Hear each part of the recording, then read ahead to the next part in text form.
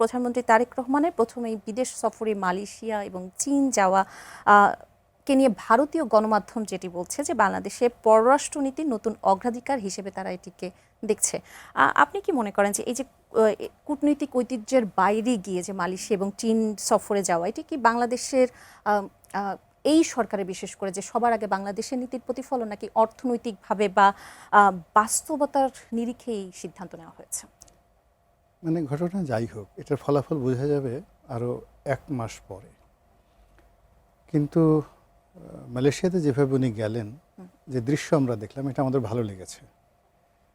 Even Awami লীগের যারা লোকজন, যারা বিএনপিকে সবসময় খামচি দিতে চায়, রাগ হতে চায়, বিএনপিকে দেখলে যাদের মেজাজ খারাপ হয়ে যায়, তারাও এই তারেক রহমান সাহেবের বাংলাদেশ থেকে মালয়েশিয়াতে যাওয়া, সেখানে তার রিসিপশন, তার প্রেজেন্টেশন, তার বক্তব্য, মানে এখানে আসলে অতীতে যারাই গেছেন তাদের সঙ্গে তুলনা করলে ভালো বলতে হবে, খারাপ বলতে হবে না। বিশেষ করে ম্যাডাম প্রাইম মিনিস্টার, মানে প্রধানমন্ত্রীর যে স্ত্রী, ওনাকে তো আসলে ফার্স্ট লেডি বলা যাবে না, প্রধানমন্ত্রীর সহধর্মিণী।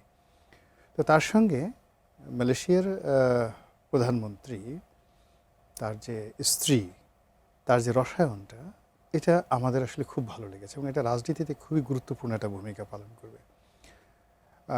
ভদ্রমহিলার নাম সম্ভবত Aziza.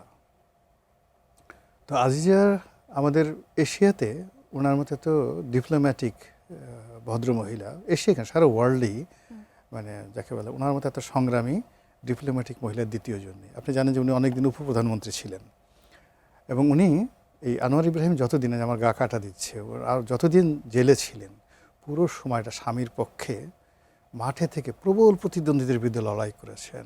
C is outstanding performance. এবং একটা সময় দেখা গেল যে মাহাথির মোহাম্মদ সাহেবের সঙ্গে এই আনোয়ার ইব্রাহিমের যে সম্পর্কটা, যে দা কুমড়া, এটাকে একটা রিজনেবল পর্যায়ে উনি নিয়ে আসলেন এই আজিজা।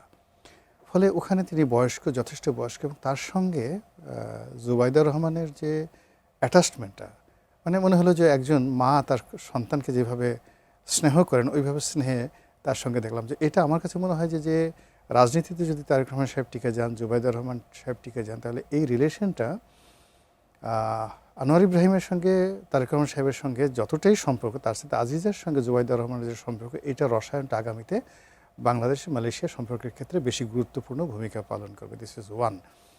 2 নম্বর হলো যে এই আজিজে এবং তাদের একটা সুন্দর মেয়ে আছে, সেও কিন্তু পলিটিক্যালি ভীষণ ম্যাচিউরড, এবং সেই মেয়েটার সঙ্গে যদি ভবিষ্যতে এই জাইমা রহমানের একটা ভালো রিলেশন হয়ে যায়, তাহলে আগে যেমন শেখ হাসিনা তার পরিবার কেন্দ্রিক একটা বলয় গড়ে উঠেছিল, জয়ের সঙ্গে ভুটানের প্রেসিডেন্ট, মানে এখন যিনি মানে রাজা আছেন, তার ক্লাসমেট, পুতুলের সঙ্গে অনেকের ভালো সম্পর্ক, এরকম একটা সম্পর্ক যদি জাইমা রহমান, জুবাইদা রহমান, তারেক রহমান এদের সাথে হয়ে যায় মালয়েশিয়ার মাধ্যমে, এটা আমার কাছে একটা মনে করি যে বাংলাদেশের যার মাধ্যমে হোক না কেন, আলটিমেটলি তো কান্ট্রি টু কান্ট্রি। এবং এই মুহূর্তে পৃথিবীর যে কজন স্মার্টেস্ট, আমার পছন্দের তালিকায় সবচেয়ে স্মার্টেস্ট মানে পলিটিশিয়ান আমার কাছে আসলে আনোয়ার ইব্রাহিমকে মনে হয়। তিনি যেভাবে ধর্মবেত্তা, সেইভাবে শিক্ষিত, প্র্যাকটিক্যাল এক্সপিরিয়েন্স, অসাধারণ ইংরেজি বলেন এবং তার জ্ঞানের গরিমা।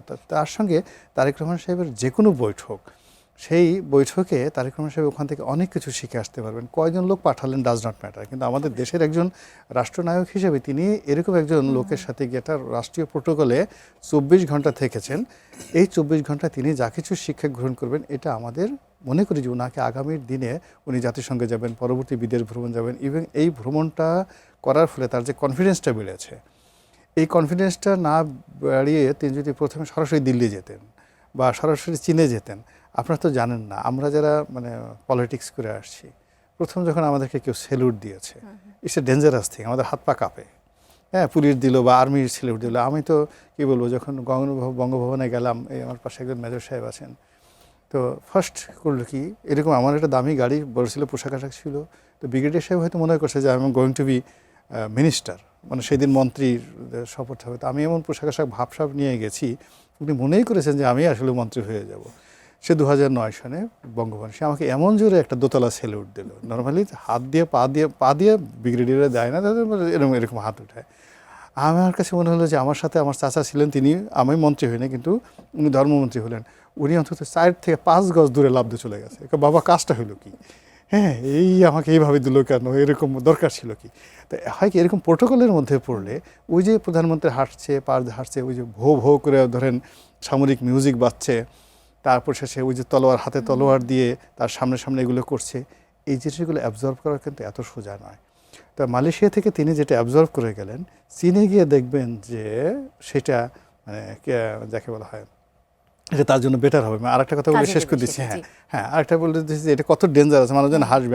আমি একবার জাপানের স্টেট গেস্ট হিসেবে আমি বললাম যে দেখো আমি তোমাদের সম্রাটের সঙ্গে দেখা করতে যেতে চাই। তো ও বলে যে তোমার এটা ঠিক হবে না, সম্রাটের সাথে এটা আমি পারবো না, আর তুমি এই ধরনের চিন্তা করো না। বলে যে ওখানে যেতে হলে তার সঙ্গে দেখা করতে হলে প্রচুর প্রোটোকল দিতে হয়, এবং যে কোনো রাষ্ট্রপতিও যদি তার সাথে দেখা করতে হয় অ্যাটলিস্ট আমরা তাকে 2 দিন 3 দিন 24 ঘন্টা পর্যন্ত তাকে আমরা ওই প্র্যাকটিস করাই। বলে আমি বললাম কেন ওখানে এরকম করা কেন? বলে যে ওখানে পরিবেশটা এরকম, এর আগে এক লোক এসে সেন্সলেস হয়ে পড়ে গেছে। তো যার জন্য মানে ওই যে জাপানের সম্রাটের সাথে দেখা করতে গিয়ে তার প্রোটোকল দেখাতে গিয়ে সে সেন্সলেস হয়ে পড়ে গেছে। So it's not so easy. তো সেই দিক থেকে আমি মনে করি তার যে মালয়েশিয়ার যে অবস্থা, সেখান থেকে তিনি চায়নাতে গেছেন, তিনি আরও স্বাচ্ছন্দ্য বোধ করবেন, আরও হবেন। তো থিংস ফর দ্য বেস্ট, ভালোটা চিন্তা করি না, দেখে কি হয়। জি।